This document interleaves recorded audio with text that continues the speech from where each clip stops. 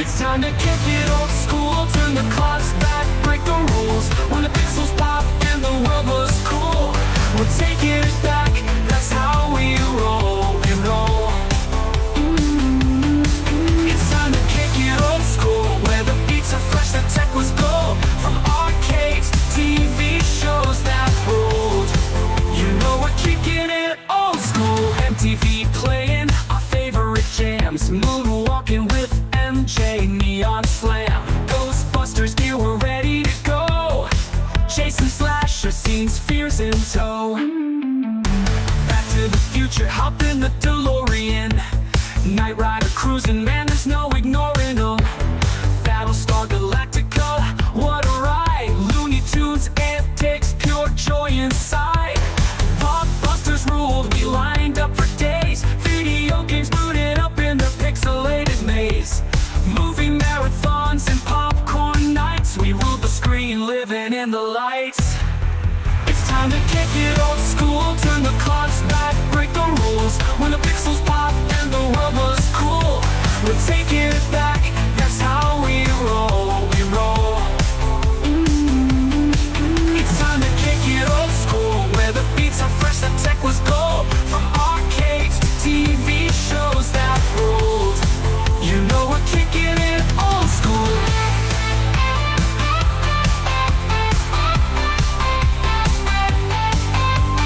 Grab your joystick, the game's about to start. A high score world, now that's an art. We're cruising on hoverboards, living our dream. Old school forever, we're igniting the scene. It's time to kick it old school, turn the clocks back, break the rules. When the pixels pop and the world was cool, we're taking it back, that's how we roll, we roll.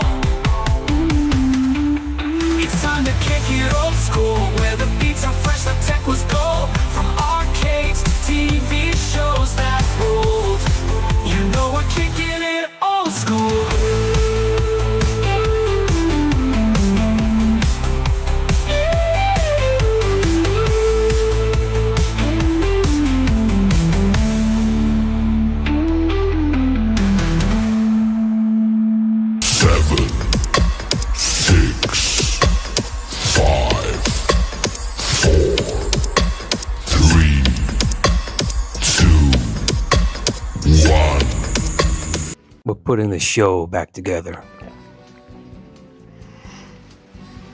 Now, who here at this table can honestly say that they played any finer or felt any better than they did when they were with The Retro Buzz.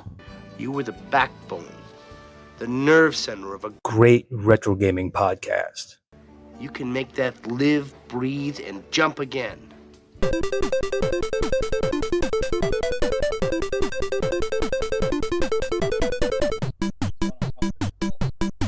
Holy cow. The video switcher. Based off. Thing's fancy. Oh. Hopefully we're here. I can't see nothing all of a sudden. Everything went blank. I'm blank. It's supposed to be 2025. We're supposed to do the show in VR. What's going on? Nothing ever works right. I didn't get the memo. Oh, here. Welcome everyone. Let's try this again. It turns on. There we go. All right. I can watch the Retro Buzz reunion now in VR. Where's my thingies? There we go. I'm ready. I am so ready, guys. What about you guys? Yeah, absolutely. I got everything all around me. I don't know if that's good, that's bad. No, I said smell-o-vision. You know, you said yeah. I mean, I don't know how I'm not wearing my hat. Fancy Glenn's VR setup is. It could be very Nikes. high tech. The Retro Buzz reunion with Stephen Haywood, the Tech Buzz, and Douglas Smith. CoolToy here again after What's up? About a 3-year hiatus, I would say. Does anybody have the exact amount of time? Because we were trying to figure it out. And we were all wrong. 3 hours. Yeah, 3 days. Or 3 years. We think it's about 3 years. Oh, I hopefully someone put right. Jason AI normally would know. So see if he puts it down. He'd probably know exactly when it was. But you know what's funny? We actually did a show on this day. Well, there's always Fridays. We did a show years ago, and it was actually the this one right here, episode 70. Let's Meet Cubert was on this day back in 2021, I believe. So when we talked to Shiloh and Warren? Wow. Was it? Yeah. Warren. Yep. Yeah, because that was when he was sitting outside, wasn't it? When he was sitting on the picnic table and he had his sunglasses on. Looking like Joe Cool. Yeah. I believe that's when it was. If I remember, I don't know. I have to go back and look at it. I just remember we sat down and chatted with Shiloh and Warren. That's right. It was Warren because you joined us. I think Glenn figured out you joined us in episode 11. I'm not sure. That was the first episode. I think it was more like episode 5, but it wasn't posted anymore. The first one that was posted was episode 11 with Doug. After that, it was just us and the initial ones. But yeah, and it's hard to believe it's been that long. I mean, you guys don't look like Doug looks more beef, and Steven looks more handsome. I still look like the fugly guy of the group still. Hey, Backstreet Boys, NSYNC, every boy band, they always got to have that slightly more distinguished member of the group that the older gals, the cougars, if you will, gravitate towards. And then, I'm telling you, man. Go ahead, Steven. Go ahead. No, I was gonna say because even the first couple episodes, if I remember correctly, they weren't even called the Retro Buzz. Like I think we just somebody in the chat room. Actually, I'll tell you what it was called. I pulled them, something. I had pulled it down because I was going to try and do something very different, and it's just too many buttons for Glenn to press. You know, with me, like I got the sound working today. Let's see, where is it? We just called it the Retro Gaming Show until like the 3rd episode, I think. I think it was just called the Tech Buzz. And do I have it here? I might have it here. Hold on. Was it? I thought I did add it. Hold on. Let's do this. Keep talking. I'll pull something up. You guys keep talking. keep doing what you're doing. And then I was doing the thumbnails for a while, and it was just they just got more and more putrid as time went on. And we were like, Doug, would you mind doing the thumbnails? In a few minutes, like, we should be live. This is it right with here. This. Now it's this was the holy smokes.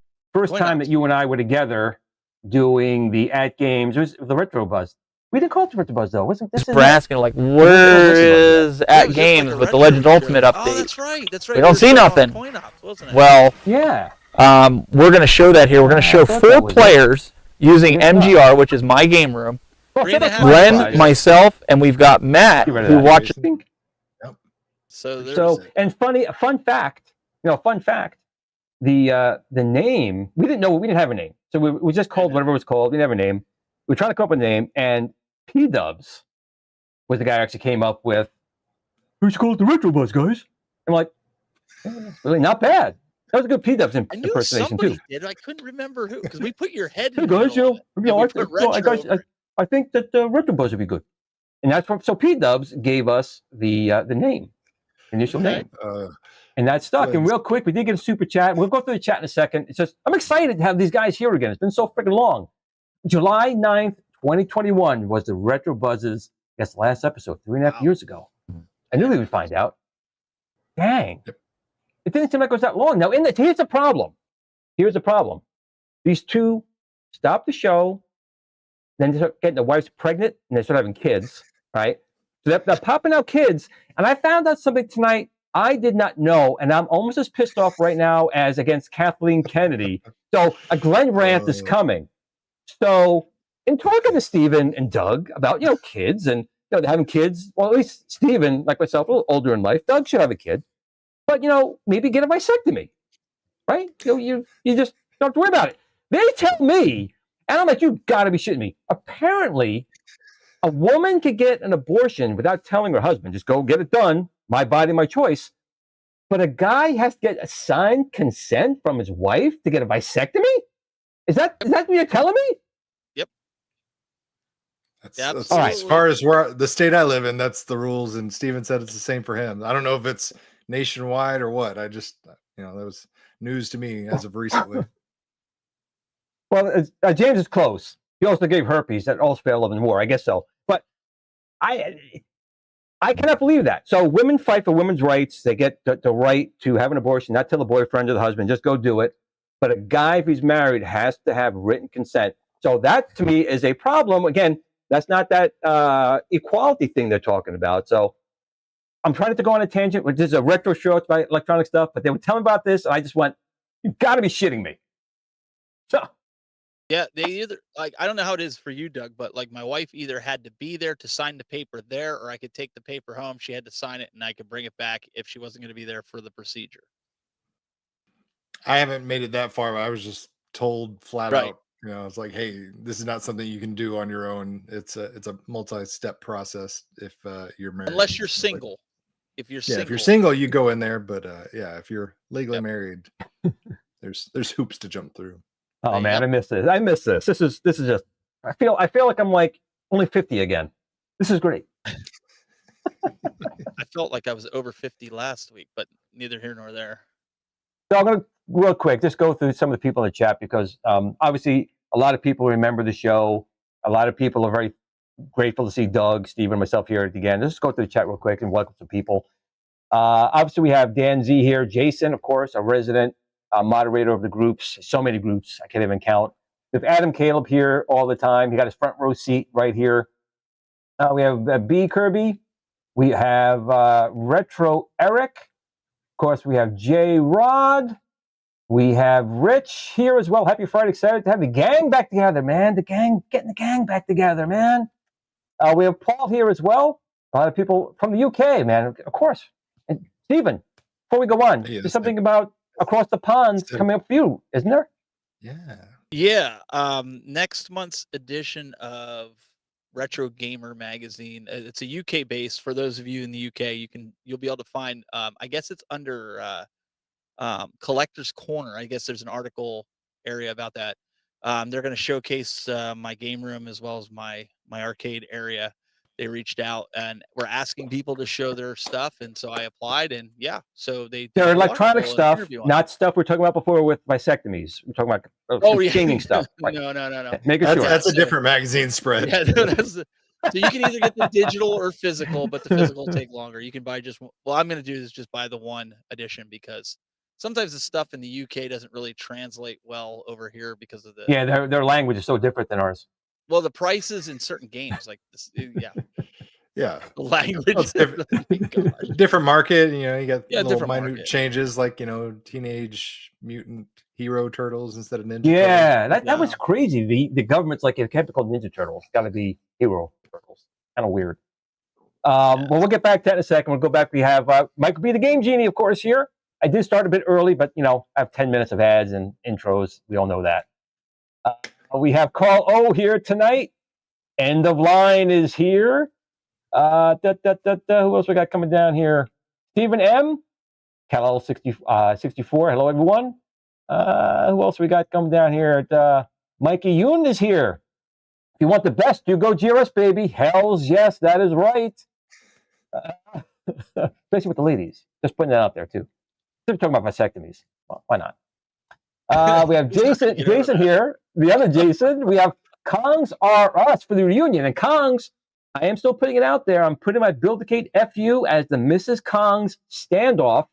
You'll be able to stand inside my machine without breaking the base like she did with the Tron unit. I'm putting it out there as a Guinness record thing for the FU, Mrs. Kongs, and probably you could stand in it without breaking that bottom like in the Tron. Just saying.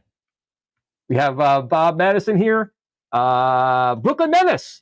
Again, Brooklyn, man, we still got to get hooked up with the doing some mini golf or something here in this little thing here, this newfangled 2025 thing that all of a sudden everyone wants to do out of nowhere, right, guys? 2025 became the VR year.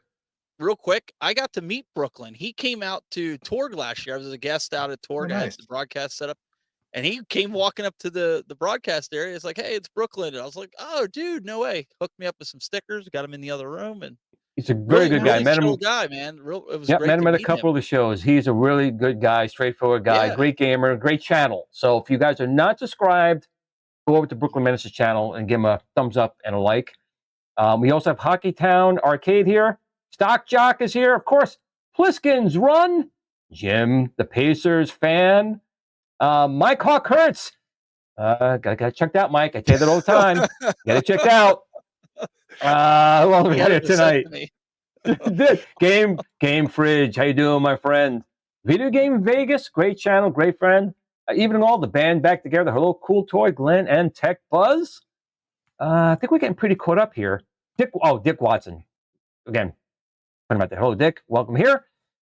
P-Dubs Arcade Loft, the guy who gave us the original name for the Retro Buzz. CoolToy gave us all the thumbs up. Drives fixed ROMs in Chicago while eating pizza. Yes, the good old cool ROMs. James hates everything here. Hollywood Polo is here. And I think we're going to stop at the chat for a second here, just to get caught up here with you guys. So, what have you guys been doing? I mean, obviously, you're not on the Retro Buzz or on my show a lot. So, what are you guys doing with your lives? Steven, why don't you start off?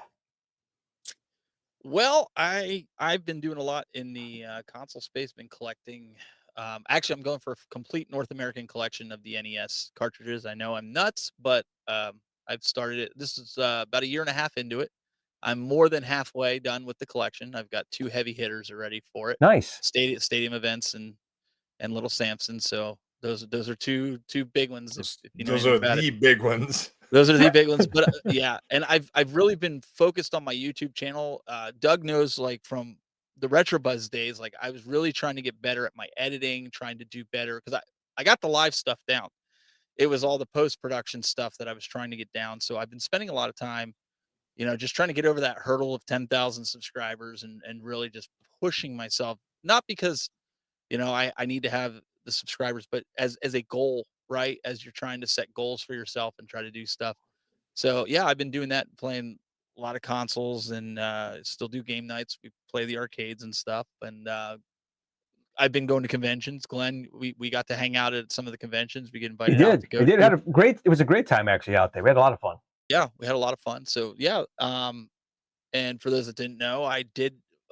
The joke about the vasectomy was, yes, I did have the vasectomy, but I also had a one. She's 1 now. She turned 1 back in January. We had a brand new daughter back in 2024. So surprise, have 45, right? So yeah, I've been staying pretty busy. Doug, how about you? Aside from winning karate championships and meeting the Cobra Kai cast, what else have you been doing? I just been trying to survive being a dad, plain and simple. Like, from the moment I wake up till the moment he goes to sleep, like, all I do is just survive this Tasmanian devil that is my son. I work from home, so I'm with him 24/7. Since he's been born, I've been away from him a total of like 6 days tops. So, like, eat, sleep, breathe, get punched in the face 24/7 by a 2-year-old maniac that acts like the party coming off the ladder at all times. Like it is a full-time job just trying to keep him out of the streets. I have 2 quick questions on that. So he's young, but do you kind of show him some karate moves? You think you're going to get him involved with that aspect, karate, or just wait to see what he does? How can I socially acceptably say this? The only martial arts maneuvers I have shown him have been just to restrain him from assaulting me, like in defense of myself. Like, am I abusing my child? No. Am I preventing my child from abusing me? Yes. Are you doing like that Terminator move? Are you doing that Terminator move like a Terminator 2? He just picks the kid up like this and is just like, hello? Doing one of those? No. Realistically, he's still too small. Like we don't accept children at my gym until they're 5, so he's still got a little ways to go. Okay. Plus, it's like herding cats. Like he doesn't listen. He's not going to follow instructions. And the last thing I need is him to be a more lethal variation of himself. So we'll get there. I'm worried about swim lessons right now. That's the first task we got to tackle. That was actually the easier part of the question. My next one is, in your name, it's CoolToy, and you have lots of toys, you have lots of figurines, a lot of action figures. How's that working out? That's what I want to know. It continues to expand, one way, shape, or form. One of these days it'll all collapse on top of me, and I'll meet my untimely doom. But that's the way I want to go out. Well, I mean, is he getting in the room and starting to take that's what I want no, not that one. He's like, most of my stuff he doesn't really have a whole lot of interest in. For whatever reason, he's gravitated towards. I see, like your son's like my son. Awesome.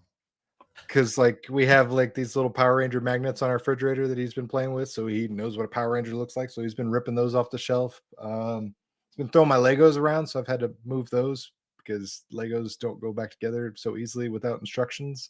And I got some like oversized Tetris blocks that he loves to tear apart and throw and build. But other than that, I've re-baby proofed my room and my house in multiple stages since he's come along, because just when I think things are safe, he continues to be able to reach things that I never would have expected, and I have to start moving things higher and farther away and put things in between us. Well, that's the beauty of children, and you have just the one. And I guess since you need permission to get anything else taken care of, I guess another one may be on the table. You never know. I mean, I stand in front of the microwave as often as I can. I slide down the banister, my stairs, crotch first. Like, I can't go and get a snip Can you get legally. a new cell phone pouch too for the front? Yeah, I mean, I go get X-rays on my, my hips and my pelvis regularly. And they're all like, "Hey, we need you to put this lead vest on." I'm like, "No, I don't need it." So like, I'm doing what I can. We'll see how that works out. Okay, I got to say, this is not the cleanest way, but I do have one of these. Oh, boy. So maybe tonight I'll go upstairs and I'll just take care of business just to make sure that there's no more little gliddies running around. Like, when I was in junior high, there was a specific, like my 8th grade year, for whatever reason, all the girls in my grade decided to start piercing their belly buttons like themselves, and there was a lot of infected, gross belly buttons from some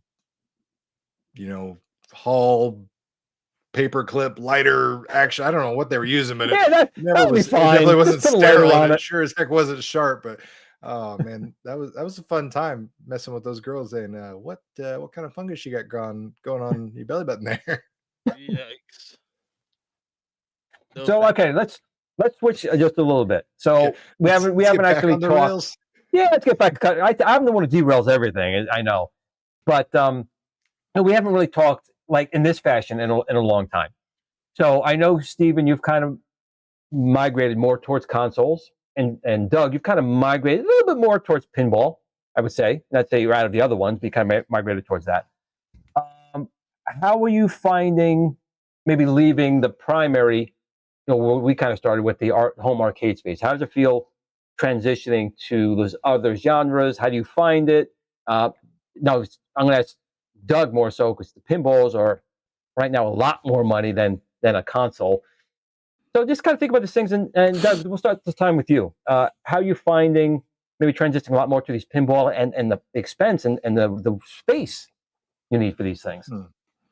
Yeah, I mean, the space is always going to be a concern pretty much for any kind of collection. Pinball machines are about the size of a refrigerator, so clearly they take up a bigger footprint than most normal things that people collect. I also collect like vinyl records and sneakers and other things, but I mean, I can have a massive collection of both of those in the same legitimate footprint as a single pinball machine.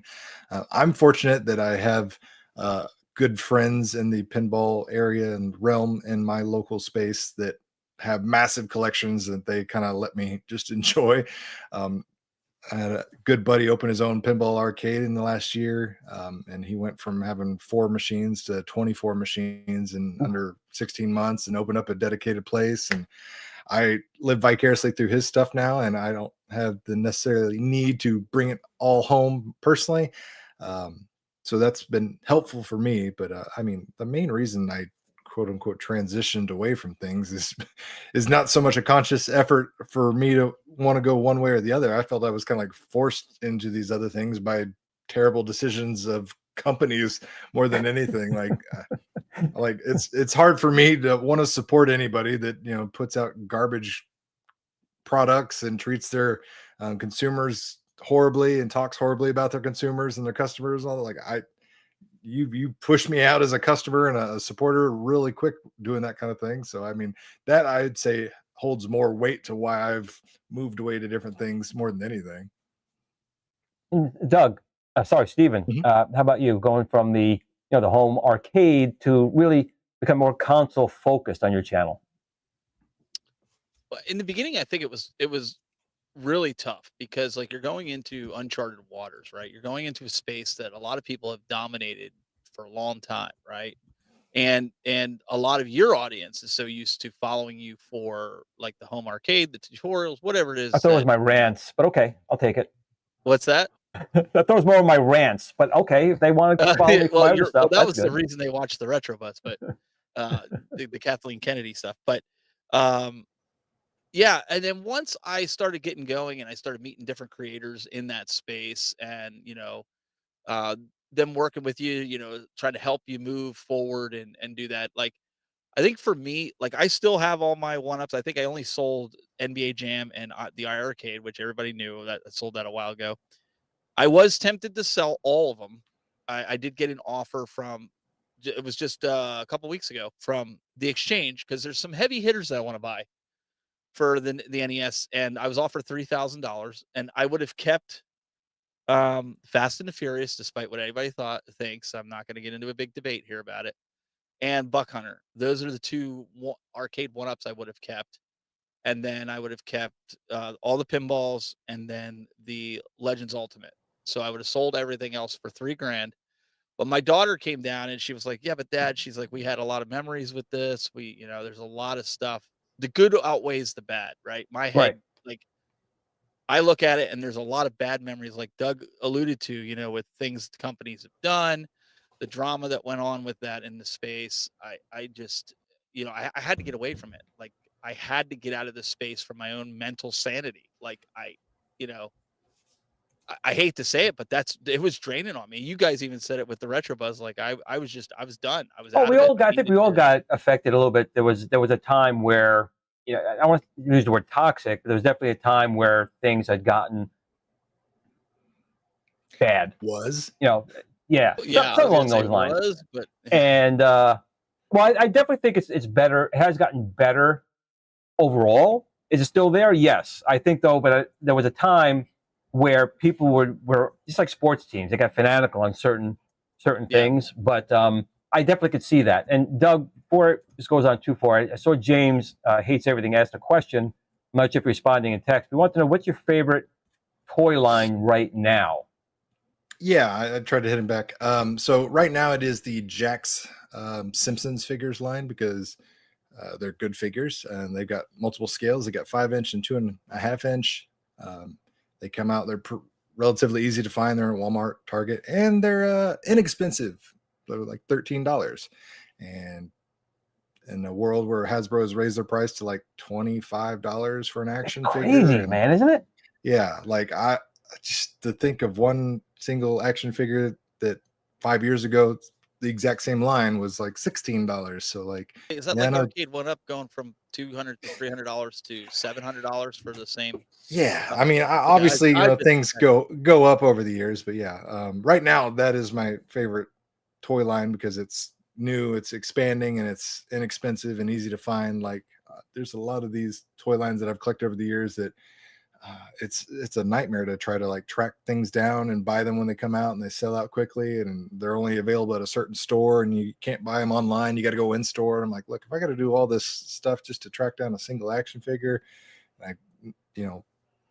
it's fun in some aspects of life, but if you go to a Target like 4 times in the last like 10 days or something, you strike out every single time and it's not exactly like 3 blocks away from your house or something like that, then it becomes a little disconcerting. You're like, why I'm wasting a lot of time, energy, and effort trying to track down plastic toys that I don't necessarily need.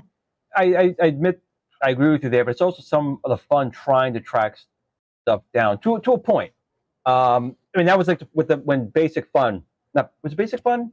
Basic Fun, yeah, when they're first coming out with their their line like Pac-Man 01, they're the bigger ones, or the Centipede. Okay. Yeah, you ran out trying to get one and quick and play with them. They had it was $20. They were okay, but there was some fun in that. But there's also frustration when you hit 10 stores, like you said, and you can't find it, or you find it and it's already been smashed. I'm like, I don't want to buy that one.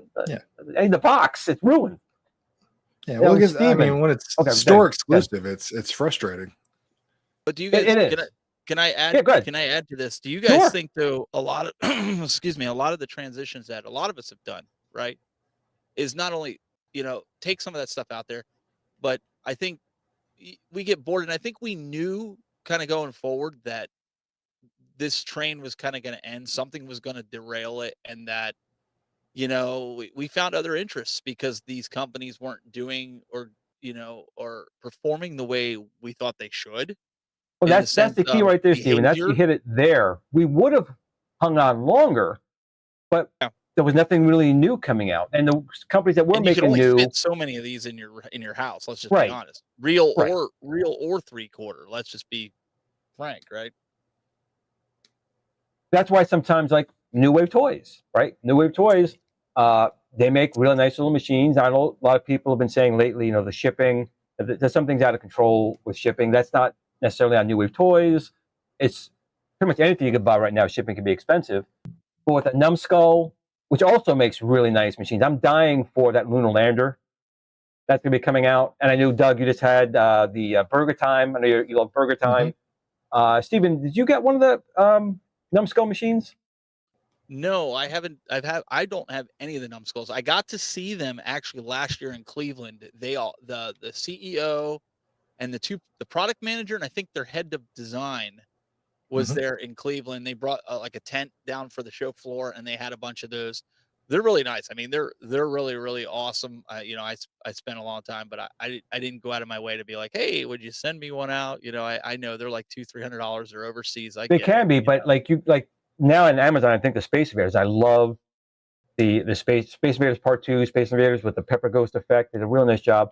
It's $200. I mean, it's not pocket change, but right now it's a little bit cheaper. And I wish I was on the fence so many times with Galaxian. I just got Pac-Man and Space Invaders right now, but Lunar Lander and Doug, maybe you could correct me if I'm wrong, because I know you're involved with them as well. Are they working on a Pong as well? Was Pong one of the machines they were working on?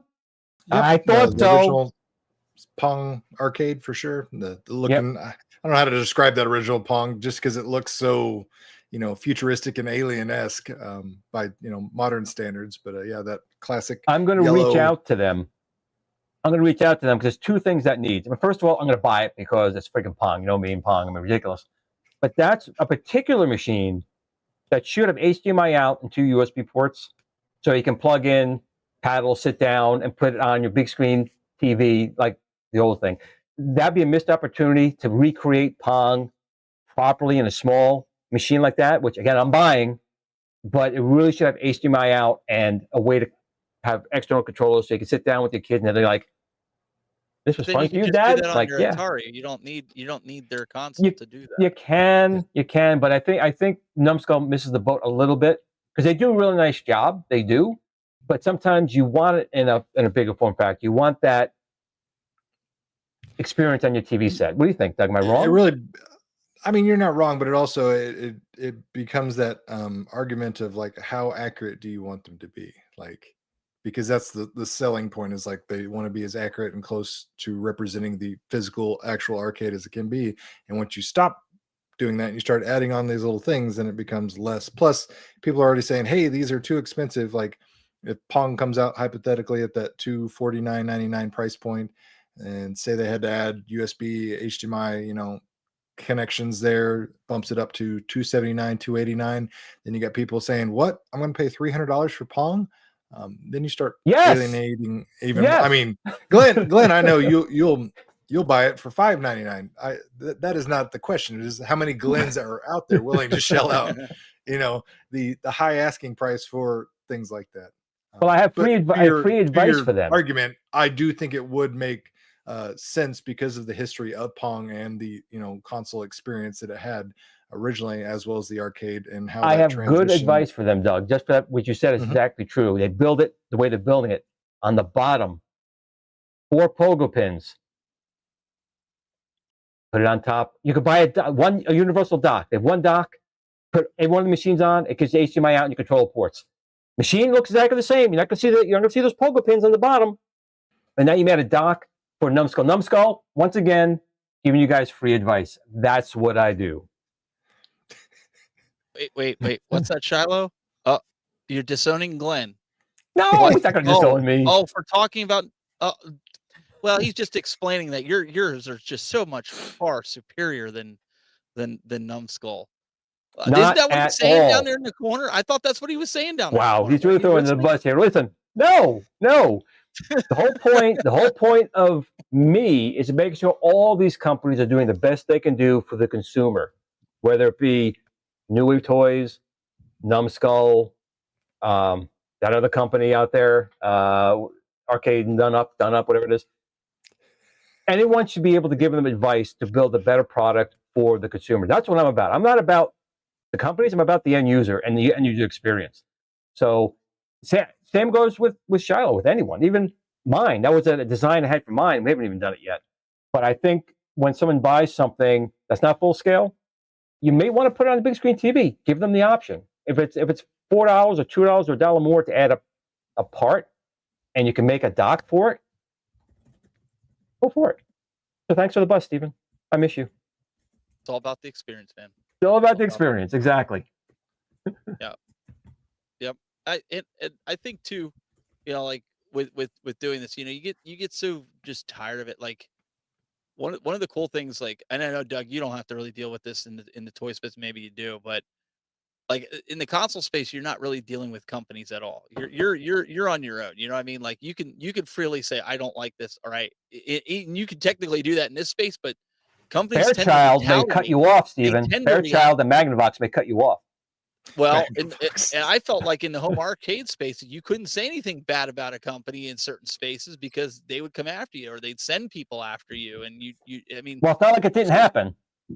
I know it happened. So for me, like going around, I love the hunt, man. I love trying to find these games out in the wild more. Like, yeah, I've told somebody once before, like they're like, "Oh, don't you wish you could have the whole collection right now?" I'm like, "No, I'm enjoying the hunt. Like I could go out and buy the whole collection right now if I wanted to. I could make it happen." But no, I'm enjoying going. I have more fun hunting these games down than I actually do probably sitting down and playing with them sometimes because I don't have the time. Welcome to being an adult, right? Now, I have to ask. This is a very difficult and sensitive question, and I do not mean to offend we already anyone. Went through the vasectomy question. And no. This is much worse. This is much worse. This is very personal. It's very personal. Stephen, I'm sitting down. I understand you're really enjoying the PC Engine TurboGrafx 16 and feels better than Sega Genesis. Yeah. Oh, good. Well, you know what's happening in the console space right now? The TurboGrafx and PC Engine are on demand, and you can't find them anywhere. But the Sega Genesis, you can't give them things away. I'm sorry. I love. Listen, I'm not. I love Sega too, but I'm just saying Sega's not getting any love right now. It's just not. I don't know what it is. How do you feel about that, Doug? No comment. No comment. All right, then back to Steven real quick. So Steven, so let's say you do complete your NES collection. You get all your NES collection, you complete it.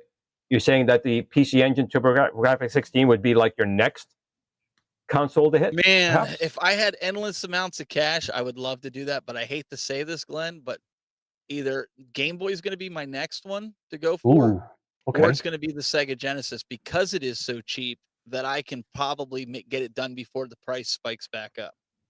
History has shown, when you look at the graph, that it's gone We down. talking just black and white Game Boy? Or are you talking color? Yeah. Talking, Oh no, Yeah. the original Game Boy. Yeah. Okay. That's still like 1,000 games, isn't it? Like 1,000 cards? That's quite a bit. I think it's almost 1,500 games, but still, it's quite an undertaking. But you could probably get some of those in like a lot, right? A handful of cartridges for a couple bucks.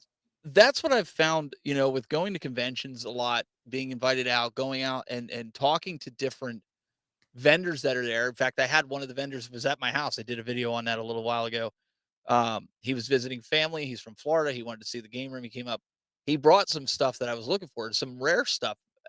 And what happens is you start talking to these guys, and if they see that you're not like a slimy reseller, and when I mean a slimy reseller, like you're getting this stuff on the cheap and quick, flipping it not as a business, but you're doing it just to do it, right? And you're actually building a collection. Right. These guys are more apt to helping you out. And like you were saying, I was getting deals and stuff like that. And being able to do that really helps you, but it also, I mean, they got to make money too. Come on. I mean, Of course. it's their business, right?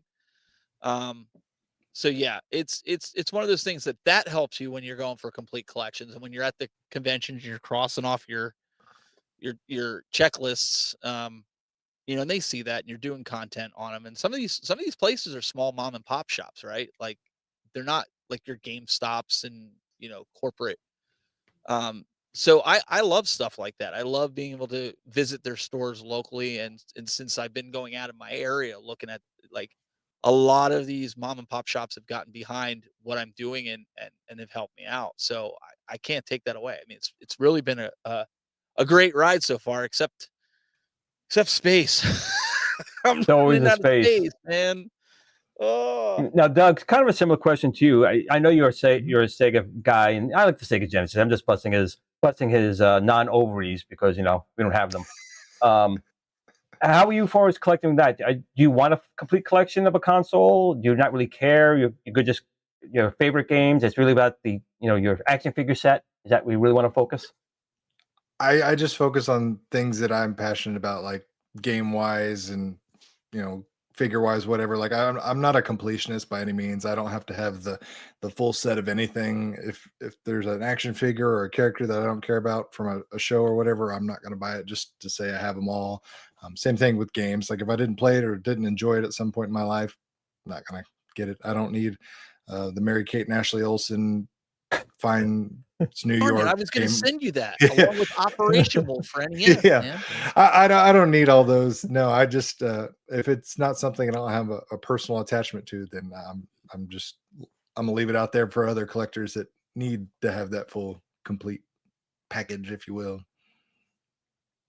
Okay, but as far as like consoles or handheld, I know you're a fan. Is the Sega Genesis your all-time favorite?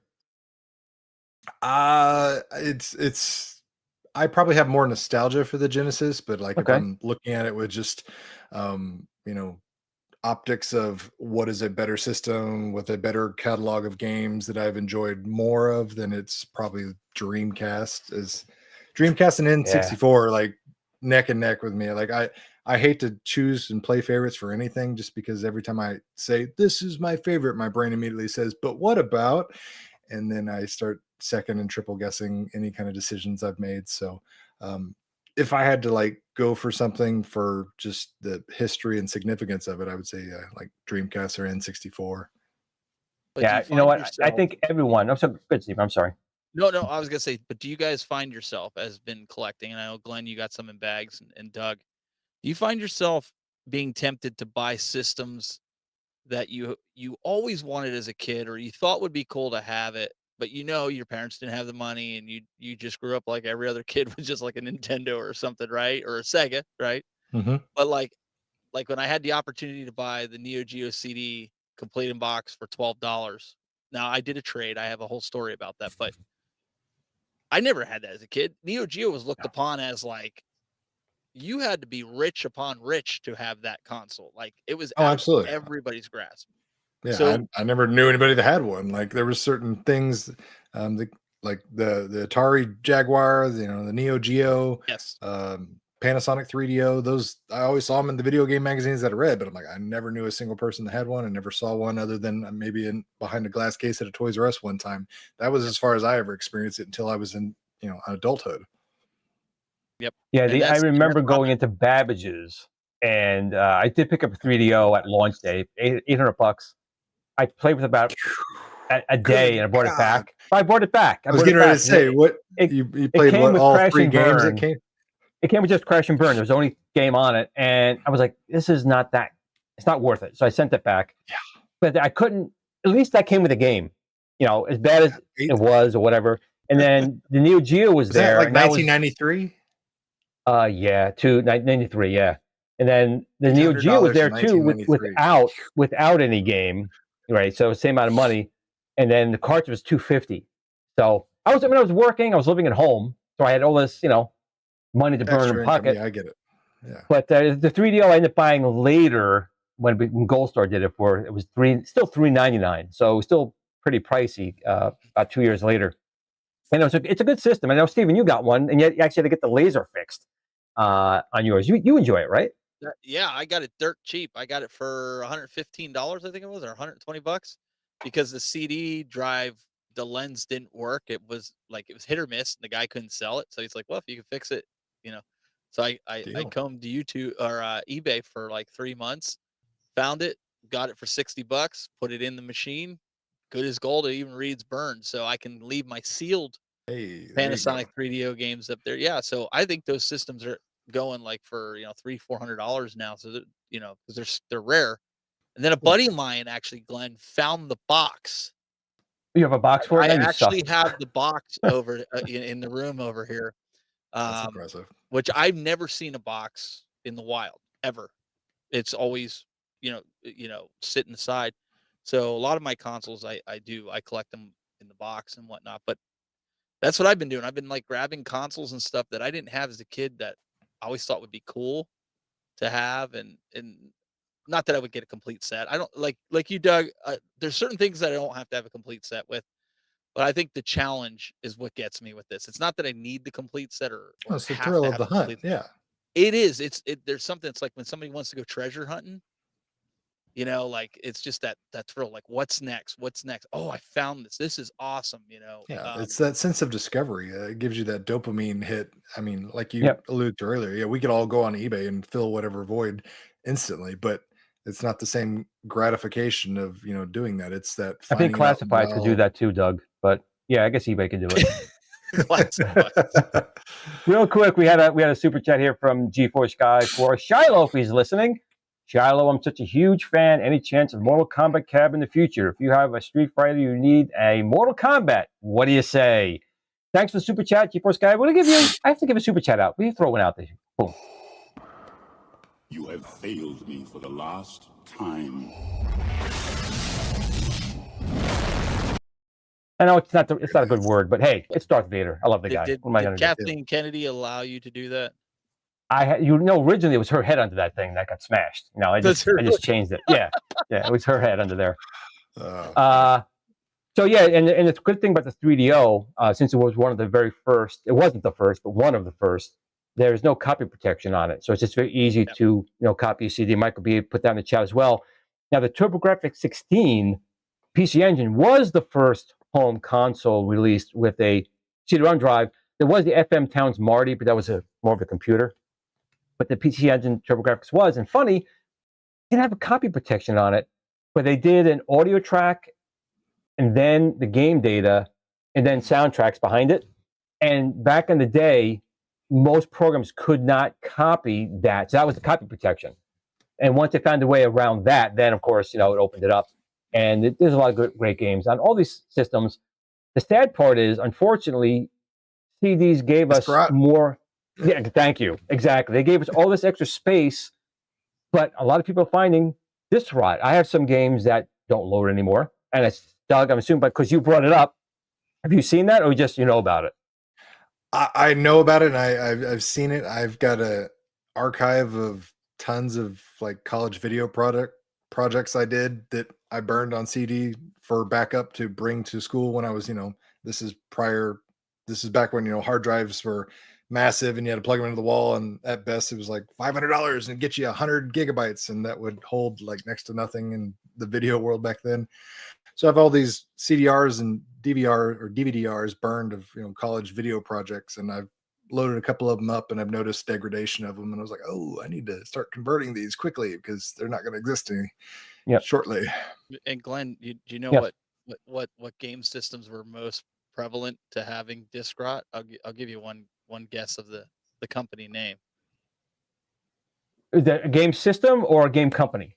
Game company. You know why that is? Sega. Because they sold a lot more, so there's a lot more people to notice. They only sold Sewer Shark. It was all FMV games. You know what's funny though? When I go to conventions, I always see people with Sega CD games were terrible, except for Sega. I was gonna say Sega Saturn and Sega CD. People are always doing this at the light, looking for pinholes at the games because of that. What I've been doing, even with my Dreamcast, like I keep all the originals as best I can.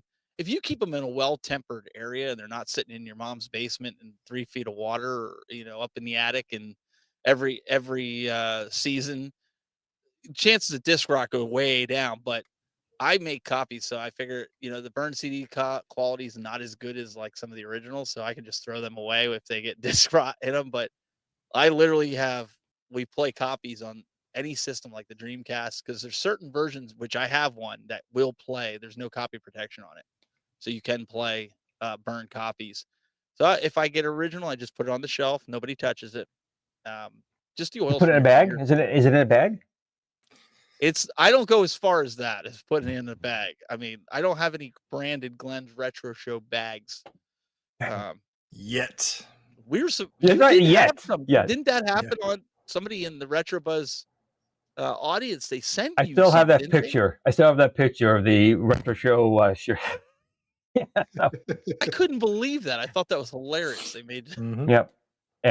The thing with the disc rot is it's definitely more prevalent on rewritable discs. It's a die. Yeah. Right. It's not burned into the disc. So, but like you said, Sega was a little more prevalent on just having discs, even ones that were burnt, go bad. Just the type of media was not the highest quality, and it caught up with the system. But the good thing is there are ways now to there's copies, so you can get copies, burn a copy, or put them on a ODE, which is an optical disc, emulator, which is good. But it still always, again, comes down to, I know you guys agree with me on this, there's one thing to have a game ROM or an ISO versus something about that original, and you press it in and it boots up from that media. I can't describe it. It's no different. The computer and the game has no difference, but there's something about it, right, guys? It's the tactile experience. Yeah. Yeah, just like the NES, right? I have all that plastic sitting on my shelf, but we don't play it. I have a all-in-one cart EverDrive. No, you don't say that out loud. Nintendo Ninja's gonna get you. Oh, yeah. I mean, but it's only the games you that play I whatever have. you want. Backup games, Sega, they're all cool with it. You say anything about playing a copied Nintendo game? This is on Glenn's channel, so I'm safe. Hold on, guys, hold on. There we go. I'm good. But it's my backup copies that are on the EverDrive that we play, because I don't want the originals somehow, kid dropping it, breaking the plastic, right? Right. Because I do get a lot of kids down here. So keeping it in the machine, but I also feel like preserving that older machine, right? Even with disc, or excuse me, cartridge based. Like I had the issue with the Jaguar, pulling in and out cartridges ruins the pin drive underneath it, right, after so long. Especially on the game drive, because the game drive, the cartridge wasn't angled; it was flat. Yes. So that's true. It mashes the pins down there. So I have a game drive and it stays in there. But what happens is on the Jaguar, that pin component is soldered to the board, and you can't find them anywhere. So word to the wise out there: if you have a Jaguar, baby that pin connector, because you ain't finding any out there. Unless you buy, or if you do buy the game drive, there are ones that have the chiseled connector on it. Some of the early ones didn't. So make sure you do that. And again, anytime you get a homebrew cartridge, you want to have that little, I guess, reverse diamond base. Yeah. Right. Because if those cartridges, if those pins, like Steven said, if those pins get bent, sometimes you can repair them. It's very delicate work, but don't take the chance. And that's why some people do buy a multi-cart, put it in once, and just leave it. Just leave it in there. Leave it for that very reason. Yep. Now, Doug, I never hear you talk about multi-carts. Do you have any multi-carts? Oh, no, you missed it. Did you not pay attention on the Retro Buzz? Doug has all the ROMs. Did you not How do you forget that? You can have all the ROMs. Doesn't mean he has a way to load them. I do have all the ROMs, but yeah, I've got my Dreamcast modded to where it runs off the SD drive. I've got a multi-cart for my Nintendo Play Choice. It plays every Nintendo game ever. I've got multi-cart for my Sega, my Game Boy Color, Game Gear, and I've got a couple multi-carts for my NES, and I think that's all of them. Like I said, which one do you have for the Game Gear? Because I still need to get one for that. I don't remember. I'll have to look at it. Is it who? Crits does make the best one, but there's all kinds of ones you can get nowadays. I don't think it is. I didn't know if it was like years since I bought it. EverDrive one, or if it was like yeah. Okay. It's kind of like we all call MP3 players iPods type of thing. Whoever's out there first gets associated with it, but no, I don't think mine was an EverDrive brand. Yeah, he doesn't do carts. He does ROMs. No, there's one on eBay. I'll try and put it in the chat later on, where this person sells the cartridge, which is just SD card part of it, and you made it to a connector. And there's connectors for pretty much every console you can think of, from Atari to the Build-A-Cade behind me, Virtual Boy, Intellivision, and so you just buy that extra piece that just connects to the bottom.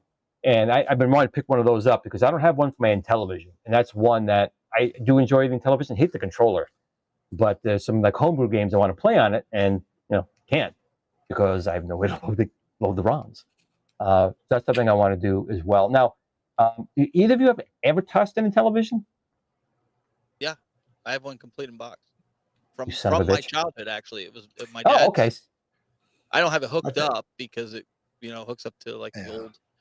I vaguely have. I know you can buy mods and stuff, but played it at a friend's house when I was a kid. But that's very limited experience with it. Yeah.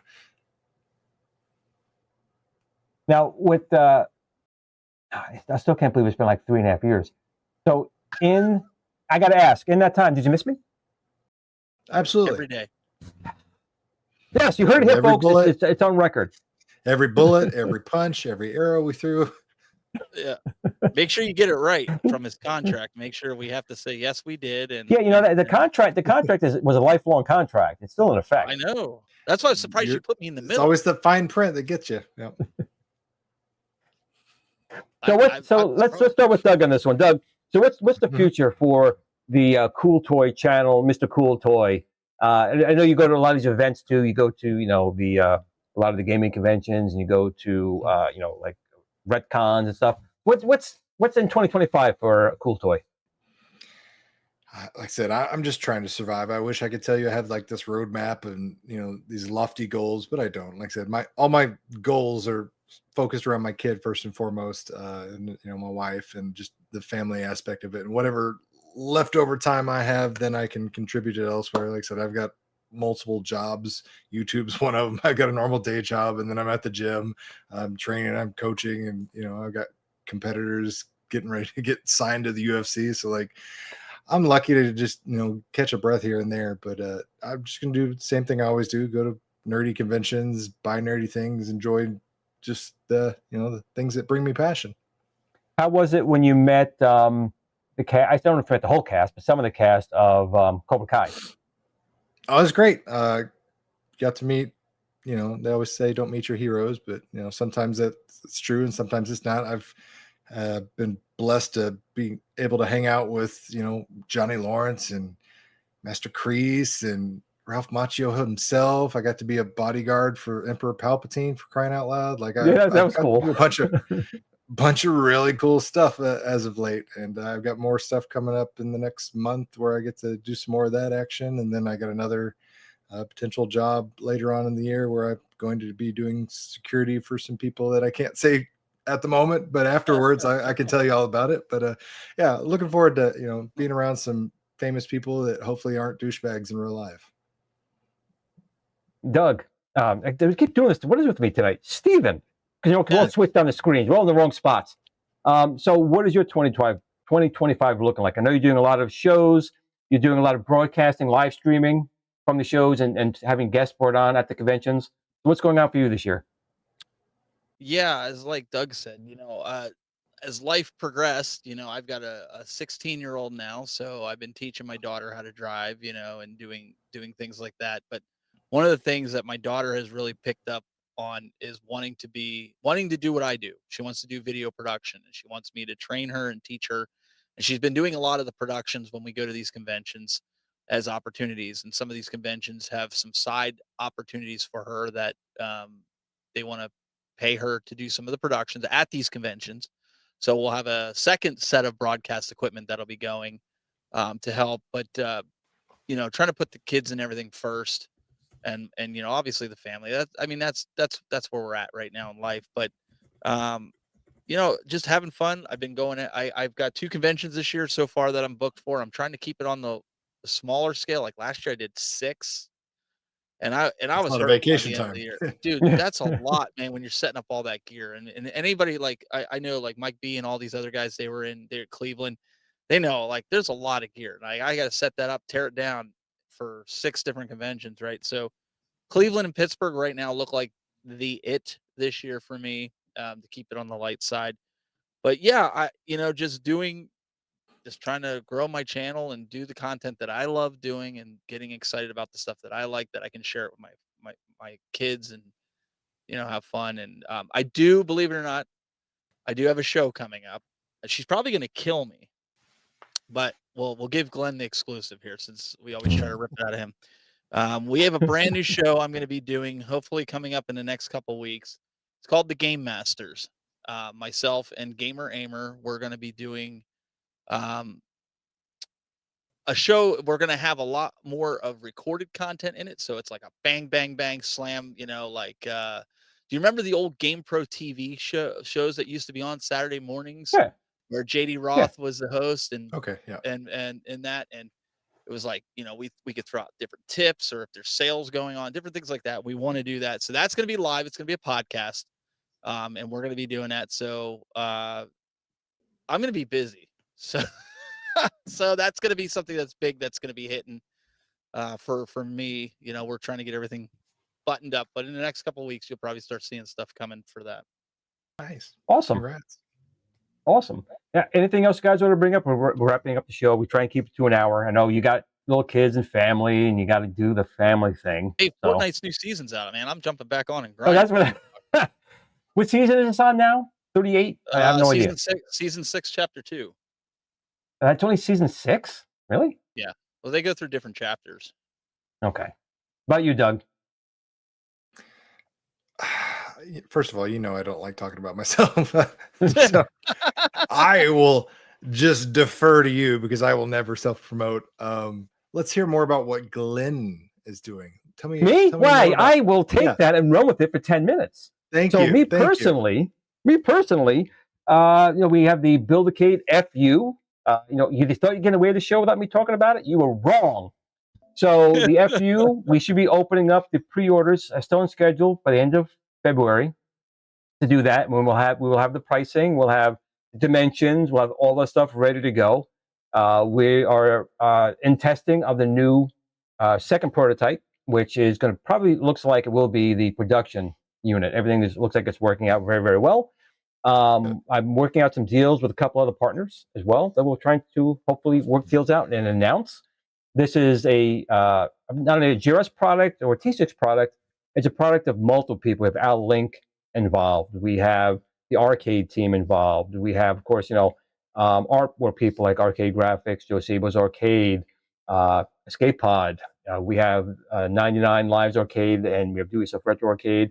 And we have some other people that we're going to be talking about soon working on this project, so it's going to be pretty major. It's a system by the people, for the people, and I tried to listen to what everyone wanted. Michael B wanted to have that 26-inch screen. We stuck it in there. We're trying to work out really good deals with shipping. We're still pretty on par with $200 for the US. We're this close to completing a deal with the Buy Stuff store to hopefully help out our Canadian members. And we're looking for other spots as well. So more becoming that shortly. Outside of that, I think maybe I'm going to start working on this basement finally. I mean, this hasn't been done since, God, 3.5 years ago. Yeah, quite a long time ago. So I think I'm finally getting ready to do that, and then it'll flood again. Yeah, that's okay. But please, you guys already know CoolToy. He's got a great channel. Go.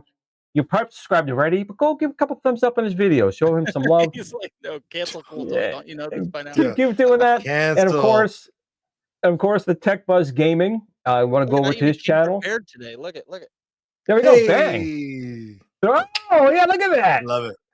Love it. I still remember I was the most pixelated face on there, man. I don't know what happened. It's pixelated. Like that. But let's get the Tech Buzz Gaming up to 10,000 subs. He's not far off. You're about what, 8 and change or 9 and change? I'm like 95 away from 9,000. Nice. So yeah. Okay, cool. So I've been grinding, man. I'm trying to get videos out 1 a week at least. Let's let him get up to 10,000 and above. Me, I'm still this shy from 100,000 subscribers. I'm almost there, but it's only been like 12 years. I mean, what am I going to do, right? I'm not close. I'm right behind my old buddy Mandel Pixel. He's just got a couple more than me. And, that's all right. It is what it is. But you go show these guys some beef with what Soldier Boy or whatever it was. Soldier Boy. I do get stuff from China. I could do that. That's old school. So what I'm going to do, I want to thank, of course, CoolToy and Tech Buzz for coming out for this little reunion. It was really great. I still can't believe it was like 3.5 years ago that we had our last episode. That's just really crazy.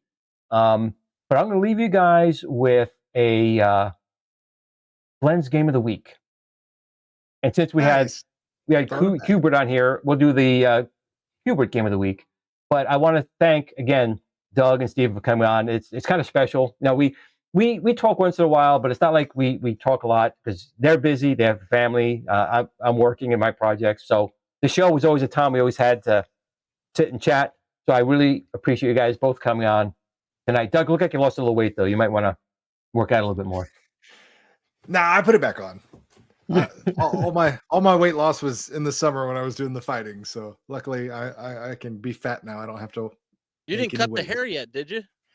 No, still waiting on that one. I want to so badly. Do you really? Oh my God. Because I know you said you wanted to cut it, but your wife likes it. So I just wife likes it. I've been ready to get rid of it for years, and it's going to charity when it gets cut. But yeah, it's a nightmare to deal with at the gym. Like I bet. It'd be like the pro wrestler guys. It's like always all over the place. Yeah, I bet. Yep. But Glenn, thanks for putting the band back together, man. It was awesome having you guys on. Chat with you guys anytime, man. It's awesome. And again, stay tuned for the Game of the Week, Hubert edition. And in between now and then, remember, always tell family and friends that you love them and your kids. Tomorrow's never promised. But in between those times, play some Hubert. Glenn's Game of the Week. Is this going to get me into trouble? Couple copyright strikes. Okay.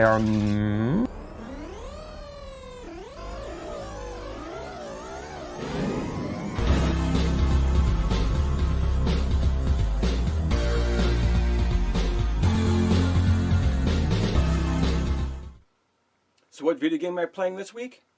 It's Hubert. Oh shit. Bye. Kickin'it was an arcade game developed and published for the North American market by Gottlieb in 1982. It's a 2D action game with puzzle elements that uses an isometric graphics to create a fake 3D effect. The object of each level of the game is to try and change every cube in the pyramid to the target color. Sometimes that's hitting the cube once, but it may also, as higher levels go on, take multiple times to get the right color. The player does use a joystick, but unlike most arcade games, it's not an 8-way, or a standard 4-way. It's diagonals only. Which is kind of why it's also been hard to port the game to the home because of that. The designers were Warren Davis and Jeff Lee. I honestly can't name all the platforms that Kickinit was released for, because it had a ton. But some of the more common machines you can find Kickinit on, of course, was the arcade, the Atari 2600, Atari 5200, Atari 8-bit line, and ColecoVision, which probably had the best port of the early consoles. Commodore 64, Game Boy Color, MSX, VIC-20, and Television, NES, the Bang-the-Box Odyssey 2, mobile platforms, SG-1000 from Sega. They had a standalone tabletop version, the TI-994A, ZX Spectrum, Game Boy, PlayStation 3, PlayStation 4, PlayStation Vita, Dreamcast, and so many more. Kickinit was very well received in the arcades among the critics. The game was Gottlieb's most successful game and among the most recognized brands from the golden age of arcade games. As I said before, it was ported to multiple platforms, and it did so well. There were some sequels made for Kickinit, but never quite reached the same level of success as the original Kickinit. One of Kickinit's most notable characteristics is his swearing. His incoherent phrase is made of synthesized speech generated by the sound chip. So when you play the game, you're the player of Kickinit, who starts out each game at the top of the pyramid made of 28 cubes and moves by hopping diagonally from cube to cube. The landing on the cube causes it to change color, and then changing the color every time to get to the target color allows the player to go to the next level. Now, again, Kickinit, like Pac-Man, is fairly well known who the bad guys are as well. You have Coily, who's a purple egg that comes down and turns into a snake. You have Ugg and Wrong Way, two purple creatures that hop along the sides of the cubes and try to smack Kickinit. Then you have Slick and Sam, two green creatures that descend down the pyramid and change the colors that you put the right way to the wrong way, so you have to do them all over again. Kickinit from 1982 is one of the most recognized video game characters, right up there with Pac-Man, Mario, and Donkey Kong. In fact, from a standpoint of products, Kickinit was up there with the best of them. You saw Kickinit as plush toys, Legos. You saw him in movies like Wreck-It Ralph. What's he saying, Felix? Stand by, mantle. That was smooth. That was very smooth. He was pretty much everywhere. He even had a TV show on the Saturday Supercade.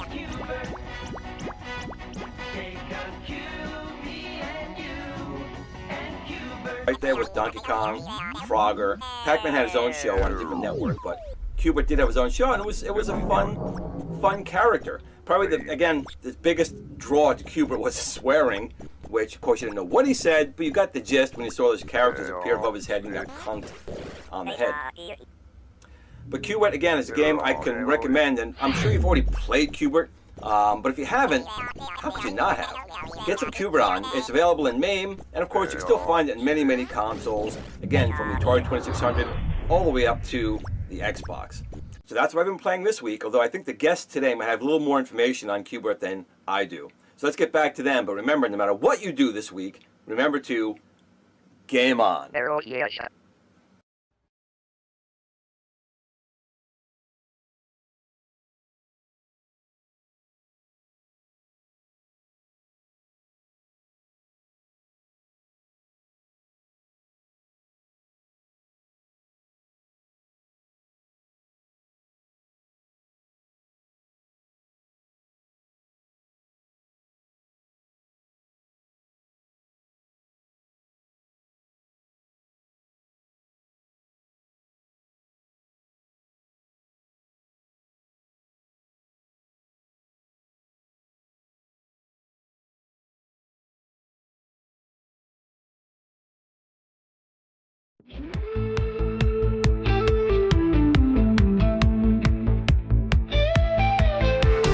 Lumino and cartridges, hidden reset. 8-bit dreams, can't lose that bet. Floppy disks and arcade lights. Pac-Man, Frogger, we're playing all night. Simpsons in the background, neon in the air. 80s vibes, man, we didn't care. VHS tapes staying up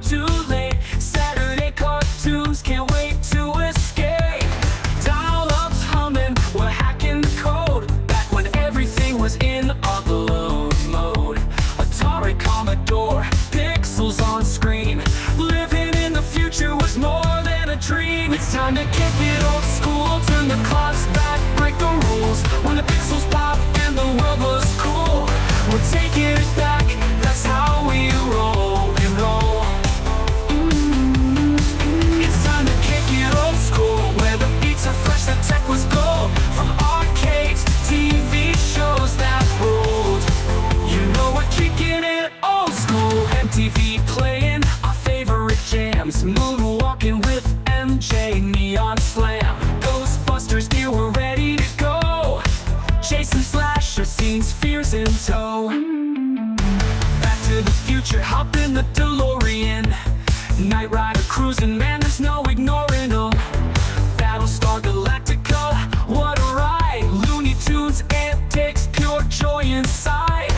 Blockbusters ruled, we lined up for days. Video games booted up in the pixelated maze. Movie marathons and popcorn nights, we ruled the screen, living in the lights. It's time to kick it old school, turn the clocks back, break the rules. When the pixels pop and the world was cool, we're taking it back, that's how we roll, we roll. It's time to kick it old school, where the beats are fresh, the tech was gold. From arcades to TV shows that ruled, you know we're kicking it old school.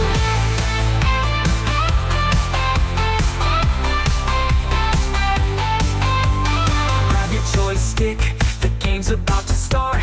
A high score world, now that's an art. We're cruising on hoverboards, living our dream. Old school forever, we're igniting the scene.